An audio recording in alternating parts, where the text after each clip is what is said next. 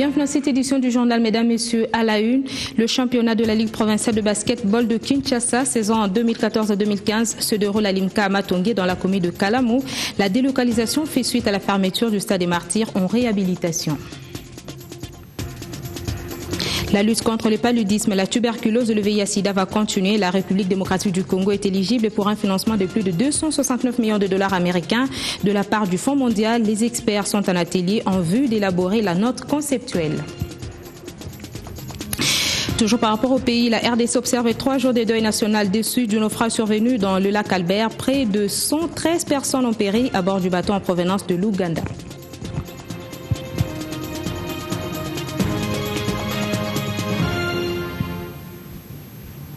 Comme annoncé tantôt, compassion à plus de 113 naufragés du lac Albert, ces réfugiés qui avaient quitté l'Ouganda pour la République démocratique du Congo.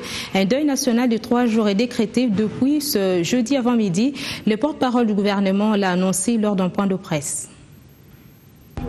3 jours de deuil national, c'est la décision du gouvernement en solidarité et en compassion de la nation congolaise envers les familles des 251 réfugiés congolais victimes des naufrages dans le lac Édouard.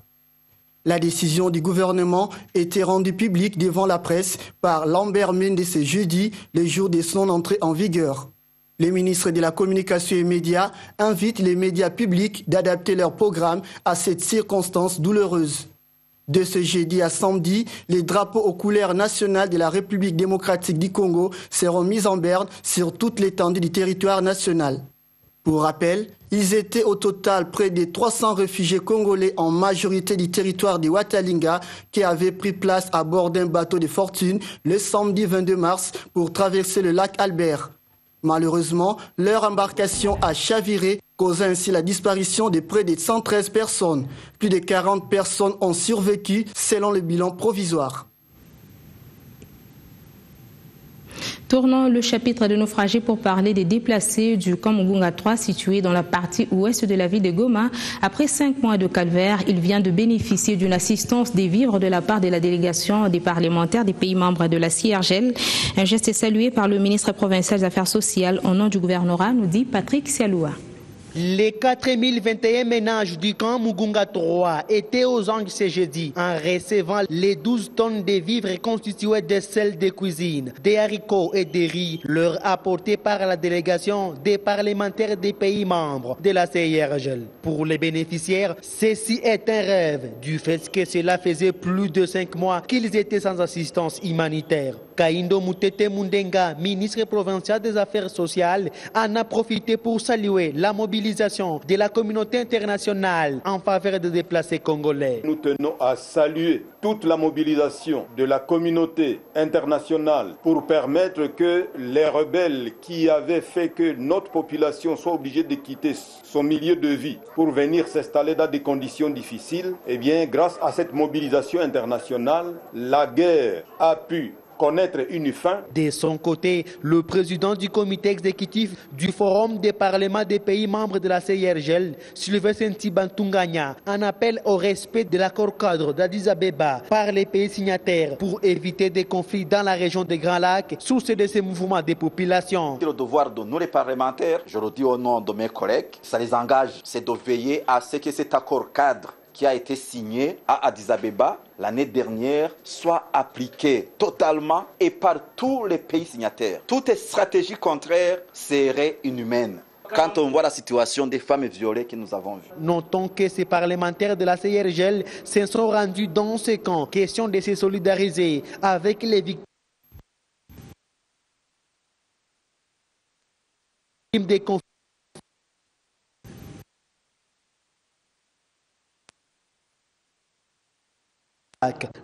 Oui. En politique nationale, on parle encore d'une éminente révision constitutionnelle, sujet qui continue à alimenter le débat dans les salons UP de la capitale, surtout après que ce sujet ait été abordé par le président du Sénat. A fait une déclaration ce jeudi à l'Assemblée nationale. Cette première force de l'opposition, la Chambre basse du Parlement, s'insurge contre la proposition de ramener l'élection des députés provinciaux en scrutin indirect. Alain Boma. Le groupe UDPS est allié et ses partenaires politiques de l'opposition représentés à l'Assemblée nationale, s'insurge contre toute initiative tendant à maintenir M. Kabila au-delà de 2016. Il rejette toute idée d'organiser les élections provinciales au scrutin indirect en violation de l'article 197 de la Constitution. En plus, le groupe UDPS et alliés et ses partenaires politiques de l'opposition représentés à l'Assemblée nationale exigent le respect des échéances, de la durée et du nombre des mandats dans l'organisation des élections, et ce, conformément aux dispositions pertinentes reprises à l'article 220 de notre Constitution. Enfin, le groupe UDPS et alliés et les partenaires politiques de l'opposition exigent à nouveau que l'élection présidentielle doit être organisée au plus tard en 2016. Toujours à l'Assemblée nationale, il était aussi question pour le bureau du président de discuter sur un cadre juridique pour les personnes vivant avec le VIH-Sida. Aubin Minakwa confère avec une délégation de l'ONU-Sida que conduisait son représentant en RDC. Nous avons effectivement évoqué la question de la loi de protection de 2008 sur les personnes vivant avec le VIH. Nous avons reconnu la nécessité d'appliquer, de passer à une étape supérieure, c'est-à-dire promulguer, divulguer, mettre les décrets d'application et effectivement essayer de faire de cette loi une réalité au niveau des personnes qui vivent l'épidémie du VIH-Sida. Nous avons noté avec satisfaction l'engagement et la disponibilité de l'honorable député et de l'ensemble des deux maisons, des deux chambres parlementaires pour accompagner la mise en œuvre. Il y a effectivement à revoir, à réviser et à voir les insuffisances par rapport à un ou deux articles. Ce qui est sûr, nous devrons y passer encore en détail pour que cette loi soit encore beaucoup plus conforme aux standards internationaux et aux recommandations de la Commission internationale sur les droits de l'homme. Tous les regards des observateurs de la vie politique en RDC sont tournés vers New York où est attendue la réponse à Martin Kobler par le Conseil de sécurité sur la prorogation du mandat de la MONUSCO. À Kinshasa, votre rédaction a fait un baladeur sur la question. Il faut dire que les avis sont partagés. Certains évoquent la rumeur, d'autres le manque d'informations. Dans tous les cas, les Congolais ont un bilan qui se font de la MONUSCO à ces derniers instants. Pour la MONUSCO, vraiment, à Saranaï, l'Omonte. Pour la vraiment, na mandat oyo utaki oleka asali eloko moko te tala nano na est mambwele kaki MONUSCO ayaki ata kosala eloko moko te ezalaki armée na biso nde bakendaki kobunda tozoyeba te MONUSCO yango bayaka kaka awa bazwa kaka mbongo batondwisa na bapoche na bango bakoma bariche bien nini yango. Je ne suis pas au courant parce que le courant envoyé l'électricité ça ne passe pas partout. Nous avons un problème d'électricité. Je n'ai pas suivi cette information. Donc, ils ont fait quand même un bilan positif au pays. Il y a des fois, ils devraient surtout à l'Est. Je crois prendre des faits, ils peuvent prolonger. Ce sont des rumeurs que j'ai entendues, mais il faut les voir à l'œuvre tout d'abord. Est-ce que réellement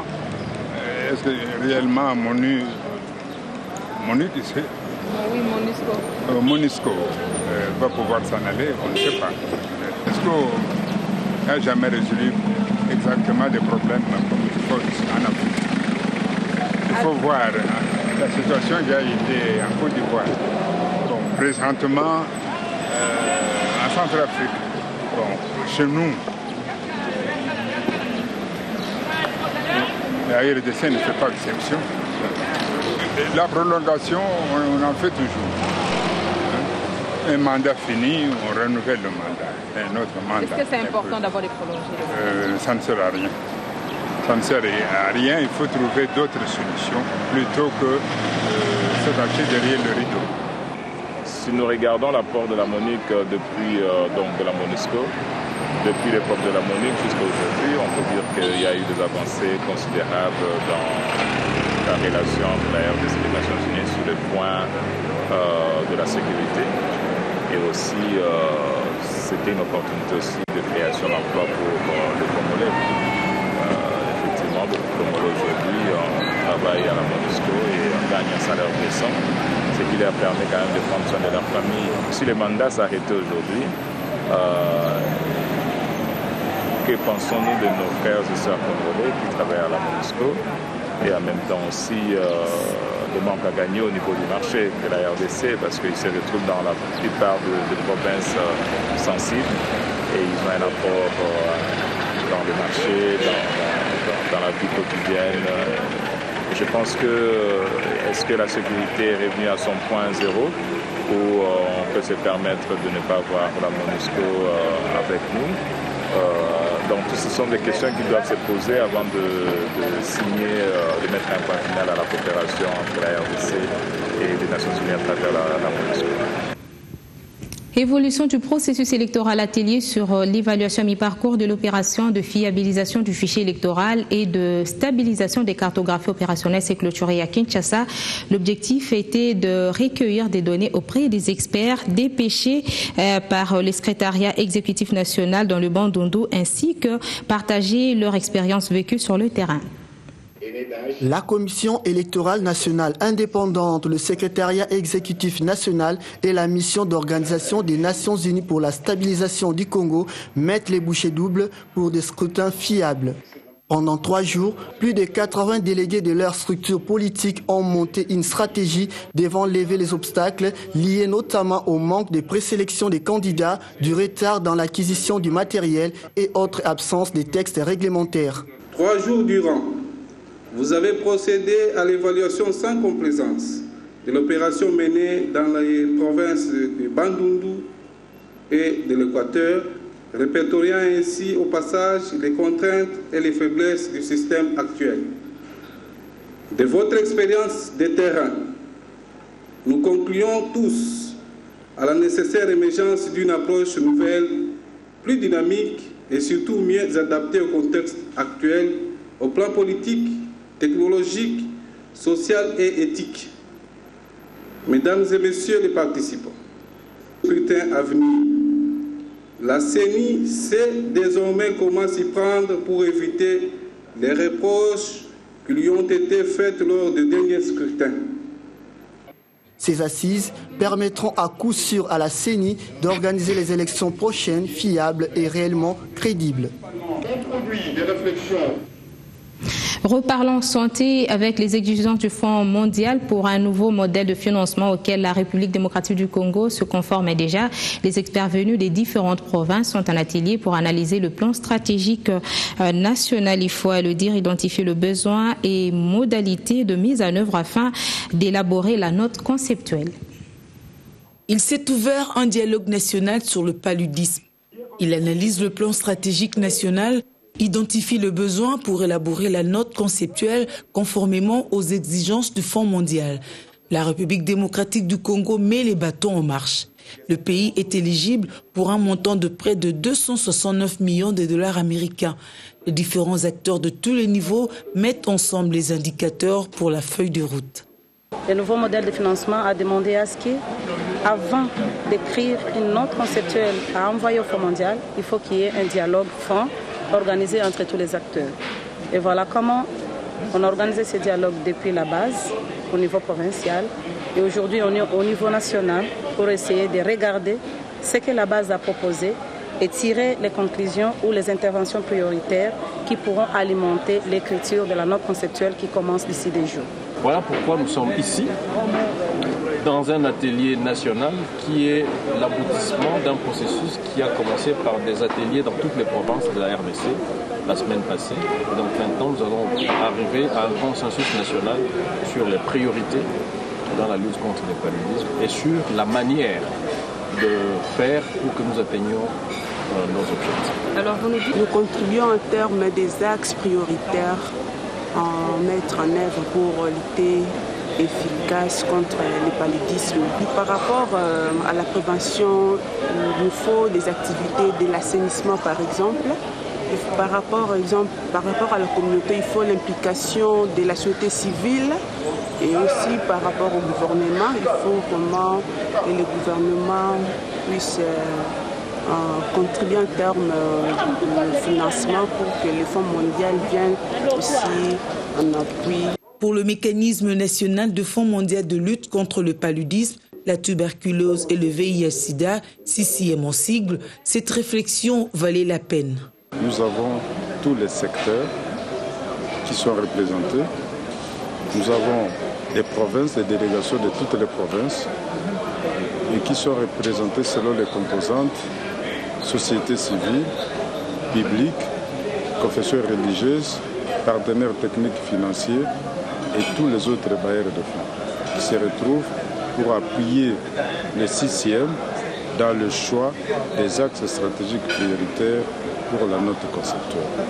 Les réflexions des experts du gouvernement, de la société civile et autres structures seront bouclées ce vendredi. Le ministre de la Santé publique, en sa qualité de président du 6e, donnera un point de presse à l'occasion.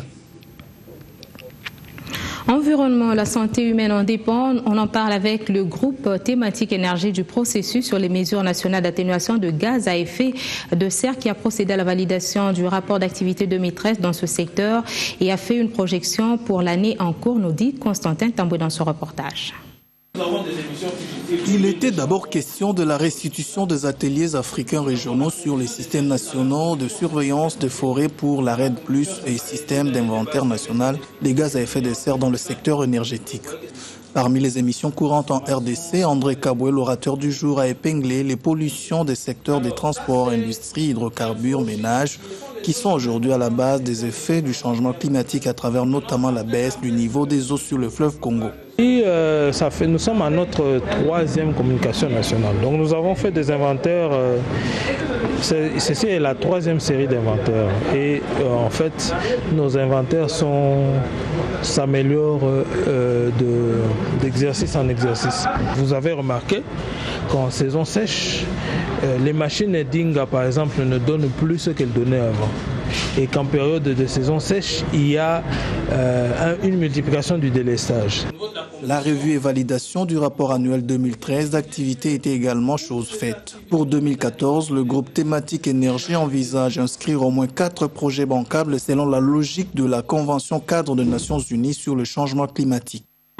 Donc il était question dans un premier temps de pouvoir identifier, que ce soit les politiques, les stratégies, et les projets en cours, les projets existants à venir, c'est ce qui fut fait.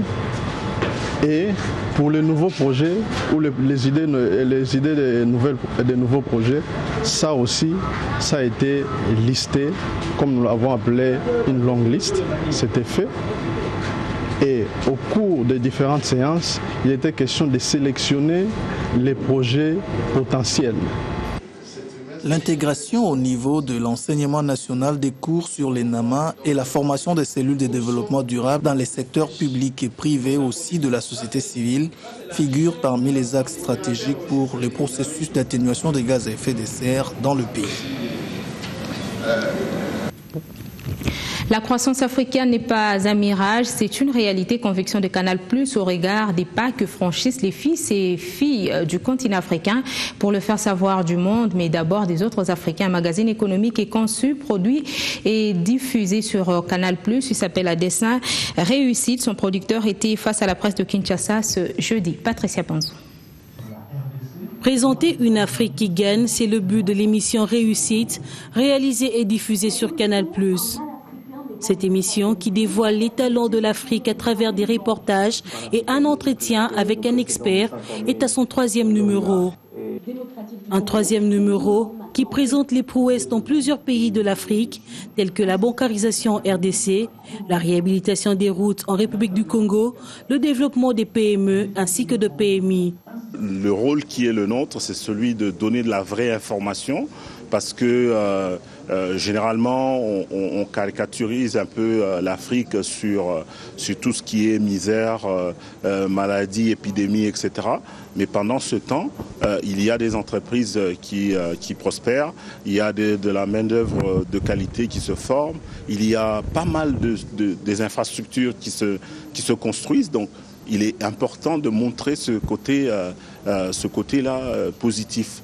Nous croyons en l'Afrique, nous sommes des Africains et il faut que nous ayons un langage positif. Une émission économique de 52 minutes, présentée par une journaliste africaine et diffusée en prime time, illustration concrète d'une Afrique en marche. L'heure est à bannir la mauvaise facette, longtemps présentée au monde. Nous l'avons présenté à Paris, nous le présentons aujourd'hui en RDC parce que nous sommes ici pour d'autres sujets et parce que l'émission numéro 3 comporte 2 sujets sur la RDC, donc c'était l'occasion de le faire.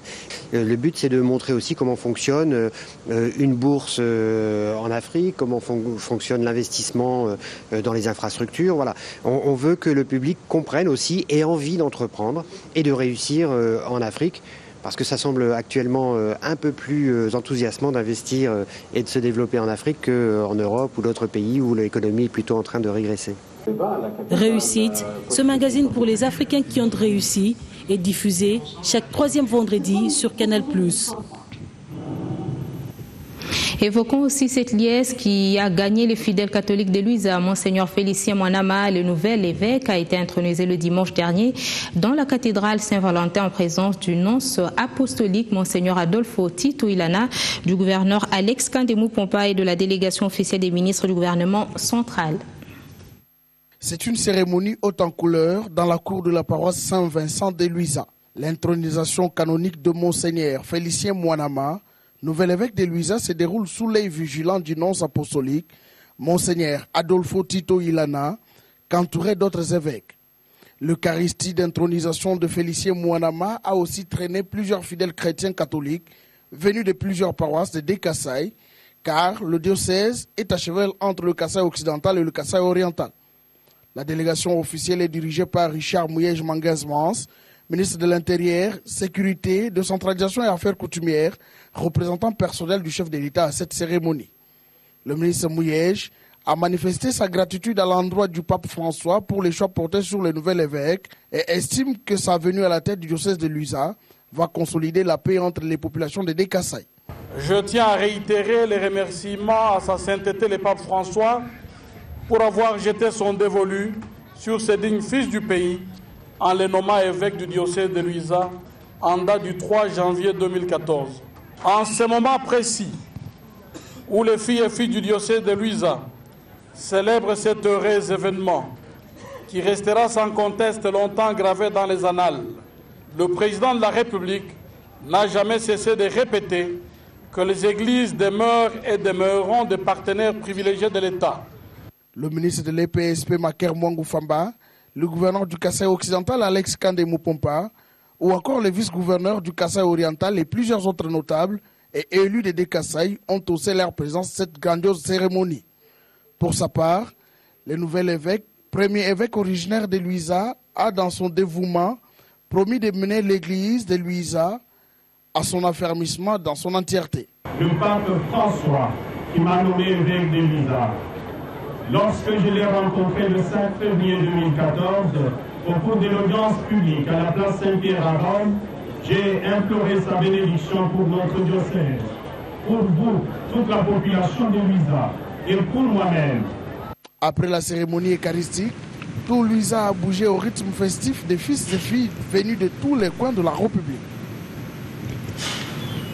Prenons aussi cette correspondance qui nous provient de l'Ikasio Katanga qui s'intéresse à un espace de jeu dénommé Moïse Katumbi Chapwe, un centre de santé inauguré par le maire de la ville de l'Ikasi, Joseph Chibango.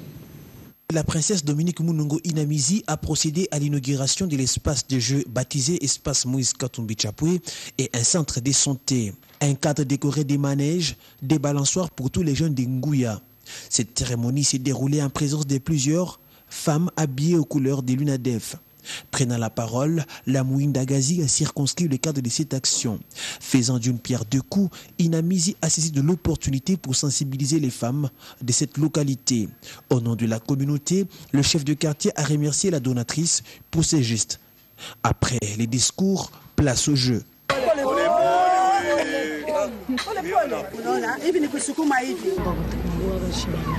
Nous disons merci à Maman Inamizi d'avoir pensé à nous et à nos enfants.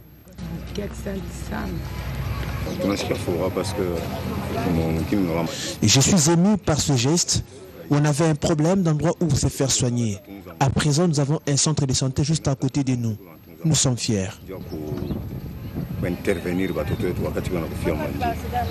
Juste après, elle va procéder à l'inauguration d'un centre de santé qui porte son nom. Cette structure sanitaire comprend une salle de consultation, une salle d'accouchement, une salle d'observation pour femmes et pour hommes, un microscope pour les laboratoires. La bienfaitrice parle de son action. La province, il fait tellement de choses pour la province. Lui, il crée des places, des espaces, il met au nom des autres. Moi, je pense que c'est important que nous aussi nous pensions à lui donner ce nom. C'est très important.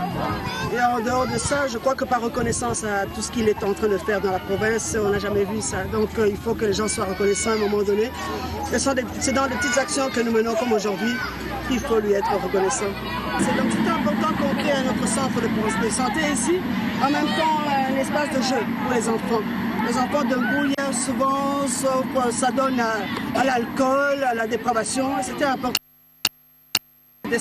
L'espace ainsi que l'hôpital sont désormais à la disposition des fils et filles d'Ngouya, à eux d'en faire bon usage.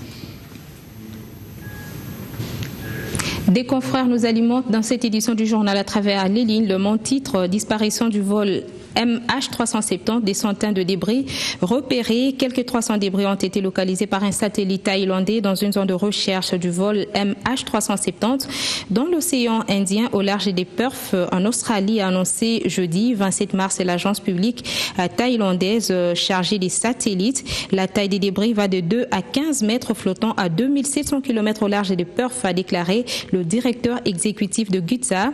Nous ne pouvons pas confirmer, n'osons pas confirmer que ce sont des débris de l'avion, a-t-il ajouté. Des orages et des vents violents ont en effet entraîné jeudi la suspension des opérations aériennes dans le sud de l'océan Indien, où de possibles débris du Boeing 777 de Malaysia Airlines avaient auparavant été repérés en quantité par un satellite français. Le mauvais temps devrait durer 24 heures, a précisé l'autorité australienne de sécurité maritime qui coordonne les recherches. Les opérations navales se poursuivent comme prévu. Jeune Afrique, la France a déjoué un projet imminent d'attentat sur la Côte d'Azur, a révélé mercredi une source proche de l'antiterrorisme français. Ce projet aurait été fomenté par un homme de retour du djihad en Syrie. A-t-on appris mercredi 26 mars. Cette certitude est née de la découverte le 17 février dans un immeuble de Mandelieu, la Napoule, près de Cannes, de quelques 900 grammes d'explosifs. Cet immeuble avait été le point de chute d'un homme de 23 ans interpellé quelques jours plus tôt. Il y a la cellule de Cantorsi, a expliqué une source proche de l'antiterrorisme français. Lire aussi la difficile traque des candidats européens au djihad en Syrie. Selon cette même source, les résultats des expertises ont montré qu'il s'agissait de TAP-TP, un explosif rudimentaire qui peut être fabriqué à domicile, déjà utilisé par le passé dans des attentats comme à Marrakech en 2011. En référence au sommaire, pour ce qui concerne la Ligue Pro Baking, le championnat de Kinshasa saison 2014-2015 se déroule à l'IMCA Matongé dans la commune de Kalamou. Cela suite à la fermeture du stade des Martyrs de la Pentecôte. Il faut les dire, grande infrastructure sportive pour la CAN de moins de 23 ans que va organiser la République démocratique du Congo. Le stadium Limika, c'est un stadium privé. Il y a 20 ans passés que le basket ne se jouait pas ici. Aujourd'hui, votre serviteur, M. Benoît Ilunga, secrétaire général de Limika, a pris une décision ferme de collaborer avec la Ligue de basket-ville de Kinshasa pour que ces activités puissent reprendre ici dans notre stadium. C'est une fierté. À qui vous voulez parfois parler le problème des gouvernants? Moi, je pense que c'est ça votre rôle. C'est ça votre rôle. Ce stadium, c'est un stadium de l'histoire du basket congolais. Les stars Mutombo Dikembe et les autres, les Kamango, tous ces gens-là sont partis d'ici. Aujourd'hui, voir le basket se jouer ici, c'est peut-être une fierté pour vous. Et pour le peuple congolais, pourquoi les Kinois? Moi, je pense qu'il est grand temps de conscientiser le peuple congolais, de conscientiser les amis des basket pour que l'histoire réelle des basket congolais soit à la mise à la disposition du peuple congolais et des Kinois en particulier. Il faut dire que juste après cette édition du journal, Zoom à Luisa pour revivre ce qu'a été l'intronisation du nouvel évêque en page magazine. Mesdames, Messieurs, c'est par cette note que nous bouclons cette édition du journal. Merci de nous avoir suivis et restez branchés sur nos antennes.